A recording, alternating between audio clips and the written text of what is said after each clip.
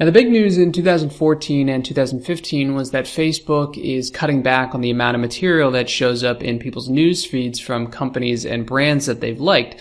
So it used to be kind of a free way to advertise your company. You would post something on Facebook and it would show up in the news feed. But because there's so many people posting and so much content going out there, and well, because Facebook wants to make more money, they've really started to cut back on the amount of material that shows up.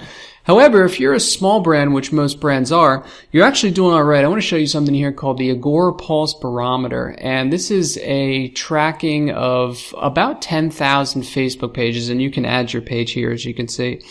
And all pages combined, you're still reaching about 18% of your fans. So more or less 1 in every 5 posts your people who have liked your page are going to see.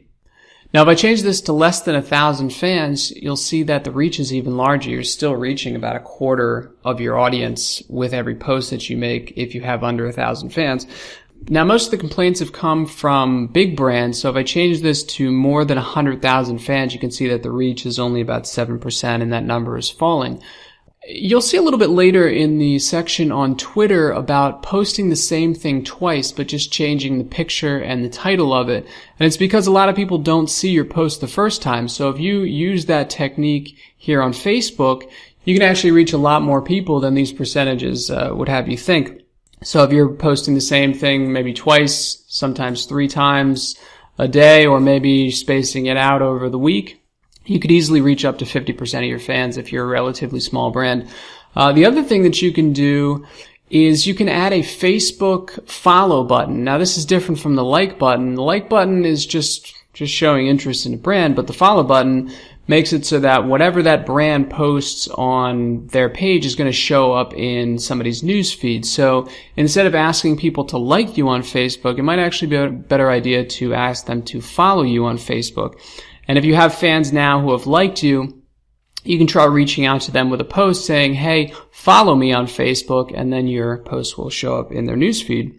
Now, the last idea I have is not very common, but a friend of mine uses this very effectively, actually. He creates personal pages because he has a personal brand. He does everything under his own name. So he creates personal Facebook pages and then just friends people who have those same interests. So he does a search or he finds them through his website and he asks them to be his friend, because when somebody's your friend, pretty much everything that you post shows up on their newsfeed. I guess the only restriction there is that you can only add 5,000 friends for a personal page. But again, if you're a small brand, that's still a pretty good reach, especially considering the fact that you're probably going to reach more than 50% of them with all of your posts. And if you reach that 5,000 limit, there's nothing saying you can't create another personal page. And then he just uses a service that you'll see a little bit later in the course called Buffer.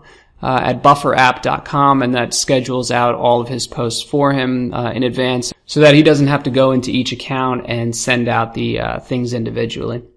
So just some good ideas and trying to alleviate some of the concerns that people had about the effectiveness of Facebook as a marketing tool in the future, and that it can still be really good if you're a small to medium-sized brand, as most companies are.